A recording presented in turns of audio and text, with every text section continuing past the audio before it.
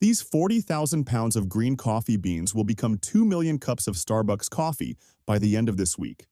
A single degree too hot during the next 12 minutes will destroy an entire batch worth $50,000. The difference between a perfect roast and a ruined one comes down to decisions made in seconds. Today, we are following every step inside one of the world's largest coffee roasting operations to show you something most people never see. How raw green seeds from remote mountain farms transform into the exact flavor profile that 300 million weekly customers expect. This facility processes beans from 30 different countries, each requiring completely different roasting approaches. The journey begins not here, but 6,000 miles away on volcanic slopes where altitude determines everything. But before any roasting can begin, every single shipment must pass inspection protocols that reject nearly 8% of all beans that arrive. Coffee beans arrive at this facility inside 60-kilogram burlap sacks, each one tagged with its precise origin farm, altitude, and harvest date. A single container from Ethiopia might hold beans from 12 different cooperative farms, each picked at slightly different elevations. These green beans have already traveled for weeks in climate-controlled containers, kept at exactly 18 degrees to prevent moisture damage. The first quality check happens before the beans even leave the loading dock. Inspectors search for signs of mold, insect damage, or the dreaded potato defect that can ruin an entire batch with a single contaminated bean. Each sample gets a moisture reading. Anything above 12% moisture content gets flagged for additional drying before roasting can begin. Teen beans that pass initial inspection move to the cupping lab where the real evaluation begins. Professional tasters evaluate every incoming lot using a ritual that has remained virtually unchanged for over a century. Small sample batches get roasted right here in the lab using miniature drum roasters that process just 200 grams at a time. These test roasts reveal the bean's true potential before committing thousands of pounds to the main production floor. Once cooled, the sample beans are ground to exact specifications. Grind size affects extraction and can completely change how flavors present themselves. Precisely measured portions go into each cupping bowl. The ratio never varies. 8.25 grams of coffee per 150 milliliters of water. Water heated to exactly 93 degrees gets poured directly over the grounds, starting the 4-minute steeping process. After steeping, tasters break the crust that forms on top, releasing the first burst of aroma that tells them almost everything about quality. The actual tasting involves a violent slurp that sprays coffee across the entire palate, allowing evaluation of acidity, body, and finish simultaneously. Detailed scores get recorded for each sample. Only lots scoring above 80 points on the 100-point scale move forward to production roasting. Approved beans get transferred to massive storage silos that can hold up to 50,000 pounds each, maintaining precise humidity control. The beans will wait here, sometimes for weeks, until the production schedule calls for their specific origin and flavor profile. When production calls for a specific origin, beans flow from storage silos into the cleaning line where the real transformation begins. The first machine removes debris that somehow survived earlier inspections. Stones, twigs, even occasional insects get separated using density differences. Powerful air jets lift the lighter beans while heavy contaminants drop away. This single step removes 99% of foreign material. Next comes the magnetic separator, pulling out any metal fragments that could damage the expensive roasting drums downstream. Color sorting technology examines every single bean at a rate of 12,000 per second, rejecting any that fall outside acceptable parameters. Cameras capture 300 images of each bean as it falls, analyzing color variations invisible to human eyes. Defective beans get hit with precision air jets that knock them off course into rejection bins. Good beans continue straight to the weighing station. Every batch gets weighed to the gram before roasting. This data feeds into the computer system that controls roast profiles. The weighed portion flows into a charging hopper positioned directly above the roaster, waiting for the drum to reach target temperature. Meanwhile, the roast master reviews the profile for this specific origin, checking temperature curves that have been refined over thousands of batches. Each origin requires a completely different approach. Ethiopian beans might need a lighter touch, while Indonesian Sumatra demands aggressive heat. The target roast color gets programmed using a numerical scale. Even a 2-point deviation would create noticeable flavor differences in the final cup. With all parameters confirmed, the roast master signals ready. The next 12 minutes will determine whether this batch becomes premium coffee or expensive waste. But first, the massive drum must reach exactly 204 degrees. Any variation and the beans will roast unevenly from the first second. The gas burners roar to life, sending flames into the rotating drum. The sound fills the entire production floor with a deep mechanical thunder. Inside the drum, metal baffles are already spinning, ready to tumble the beans constantly once they drop in. Temperature sensors embedded throughout the drum will track heat transfer with readings updating every half second. Everything we have seen so far has been preparation. What happens next will create or destroy $50,000 worth of coffee in less time than a lunch break. The gate opens. 300 kilograms of green coffee beans cascade into the superheated drum, and the clock starts immediately. The drum temperature drops instantly from 204 degrees to just under 100 as cold beans absorb the stored heat. This initial temperature crash is called the turning point. How quickly the system recovers determines the entire character of the roast. The beans are still green, still dense, still carrying moisture trapped deep inside their cellular structure. Over the next 4 minutes, that moisture will turn to steam, and pressure will build inside every single bean until something dramatic happens. The first visible change comes around minute 2. Green starts shifting to yellow as chlorophyll breaks down under the relentless heat. By minute 3, the yellowing beans begin to smell like baking bread. The Maillard reaction has started, creating hundreds of new flavor compounds. The same chemical reaction that browns toast and sears steak is now transforming simple sugars and amino acids into complex aromatics. Temperature inside the beans continues climbing. 140 degrees, 160, 180. The pressure building is immense. At minute 5, the beans have turned light brown and expanded noticeably in size. They have lost nearly 10% of their original weight in moisture. The exhaust fans are working overtime now, pulling chaff and smoke from the drum. Without ventilation, the beans would taste bitter and burnt. Minute 6 approaches and the roast master's entire focus narrows to the temperature curve on the monitor. This is where experience matters most. The rate of rise, how quickly temperature climbs per minute, must stay within a narrow band. Too fast and the outside burns. Too slow and the inside underdevelops. Inside the drum, the beans are reaching a critical threshold. Internal pressure has built to the point where the cellular structure cannot hold. And then it happens.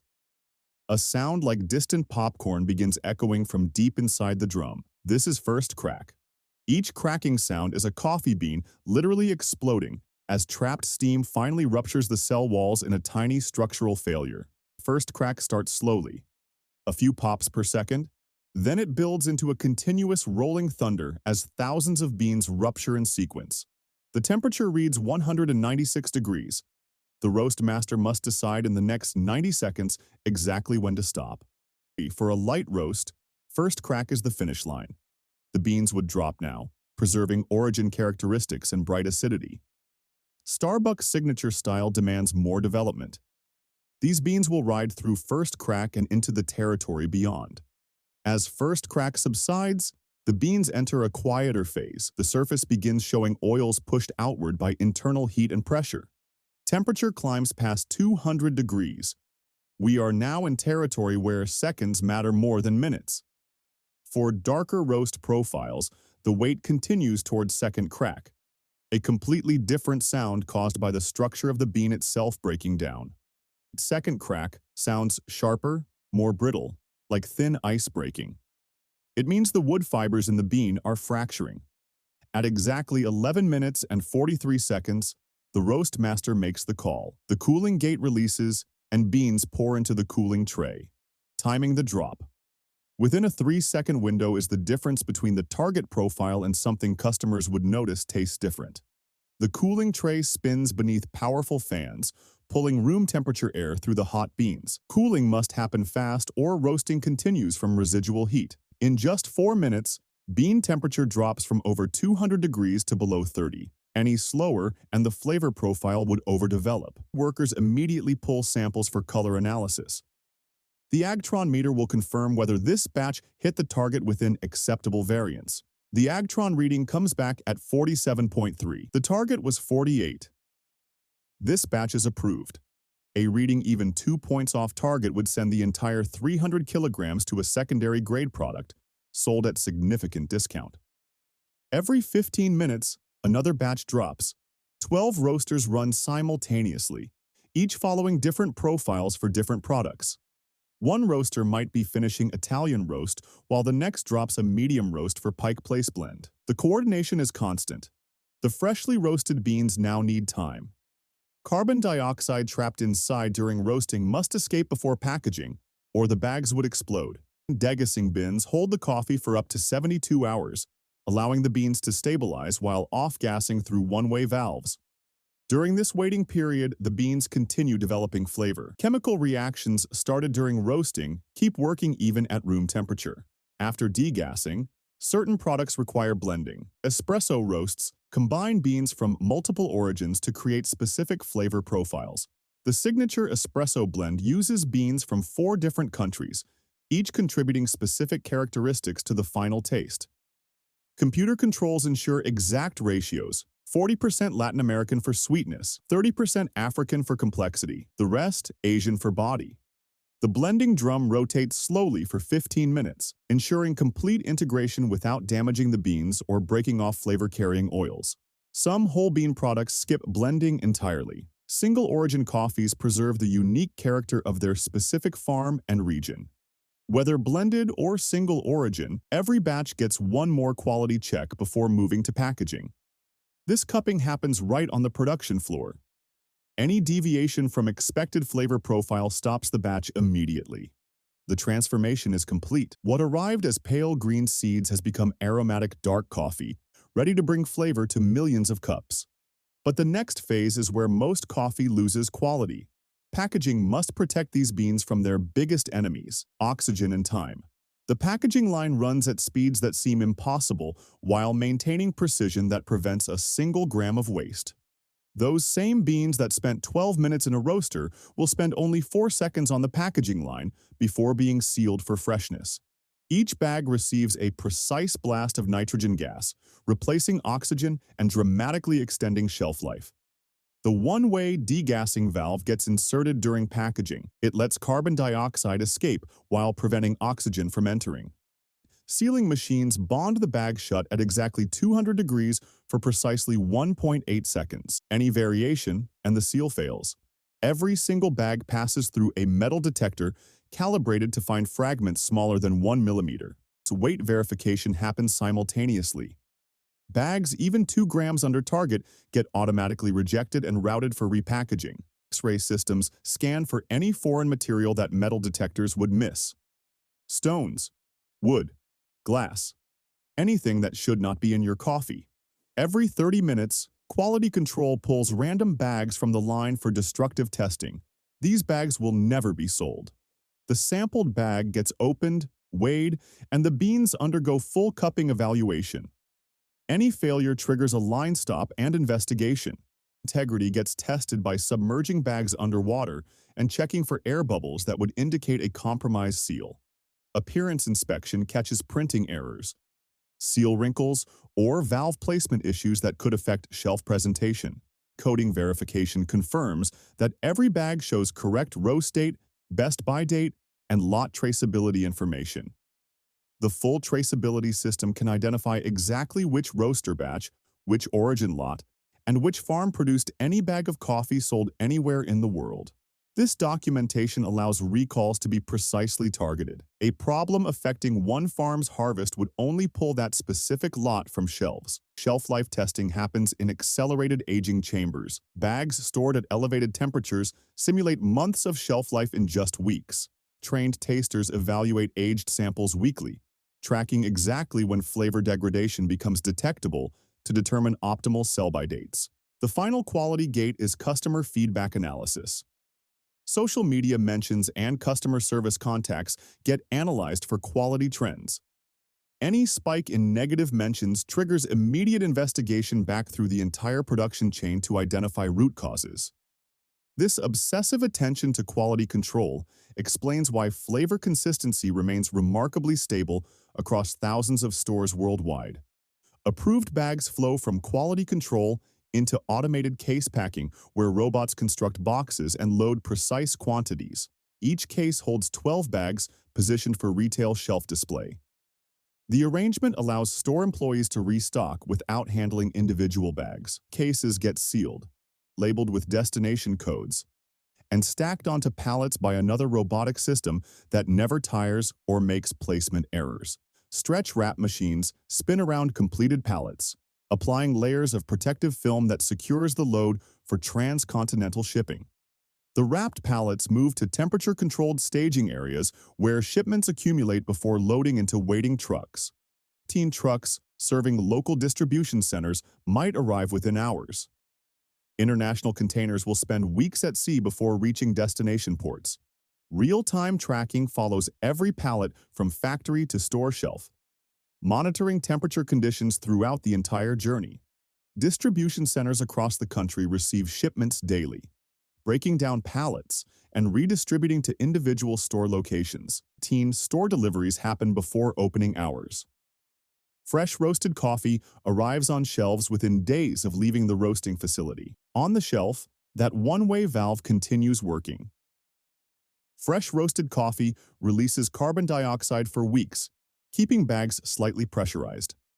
The bag a customer picks up today might have been roasted just 72 hours ago. From drum to shelf in less time than most food products spend in transit. Back at the roasting facility, the process never stops. Night shift crews are already roasting batches that will be on shelves by end of week. 1,000 pounds of green coffee arrived at this facility this morning. By sunrise tomorrow, every bean will be transformed. 2 million cups worth of coffee will reach customers who expect the exact same taste, whether they are in Seattle, Shanghai, or Sao Paulo. That consistency comes from the precision we witnessed today. Every temperature monitored, every second measured, every batch tracked. What began as green seeds from mountain farms has become something almost unrecognizable, dark, aromatic, ready to deliver the caffeine the world runs on. From farm to cup, each bean travels 6,000 miles and through over 50 quality checks. Also, your morning tastes exactly like you expect. The Roast Master. Finishing tonight's shift has personally overseen the transformation of over 200,000 pounds of coffee this month alone. Training to reach this level takes over 3 years. Understanding the subtle differences between good and exceptional requires processing millions of pounds. Even after thousands of batches, each roast receives the same focused attention. The beans demand it, and the customers deserve it. The quality control team never sleeps. Night shift tasters evaluate batches roasted while most of the country sleeps. Computer systems monitor every variable, even when humans are not watching. Alarms would sound within seconds if any parameter drifted out of range. The beans cooling in the tray right now will be ground and brewed in stores 3 time zones away before the weekends. Somewhere in that supply chain, a barista is serving coffee from a batch we watched get roasted just hours ago in our documentation. The complexity hidden inside every cup becomes invisible the moment you take your first sip. That is exactly how it should be. 160, 180. The moment approaching first crack remains the most critical 12 seconds in the entire process. Machine precision alone cannot create great coffee. Human judgment interpreting sensor data makes the split-second decisions that define quality. The exhaust fans pulling smoky air from the drums run constantly. Without them, the air quality inside would become hazardous within minutes. Maintenance crews work between shifts, cleaning roasting drums of accumulated oils and chaff that could affect flavor or create fire hazards. Fire suppression systems stand ready throughout the facility. Dried coffee chaff burns quickly if ignited by equipment malfunction. The environmental controls extend beyond the roasting floor. Office areas maintain separate climate systems to prevent coffee aromas from overwhelming workers. The loading docks operate around the clock. Trucks arrive with green beans and depart with finished product in continuous rotation. Fresh water flows constantly through the facility. Cooling systems, cleaning stations, and cupping labs all demand pure water at specific temperatures. Electricity consumption rivals that of a small town. The roasters, conveyors, cooling fans, and lighting draw constant megawatts throughout every shift. Green coffee inventory management requires constant coordination with origin countries. Shipments planned months in advance ensure continuous production. Seasonal variations in harvest times mean different origins arrive at different times of year. Blends must adapt while maintaining consistent taste. Quality variations between harvest years present constant challenges. Even the same farm can produce noticeably different beans from year to year. The pursuit of consistency within natural variation defines this entire operation. Science and craft meeting at industrial scale to deliver the same great taste in every bag.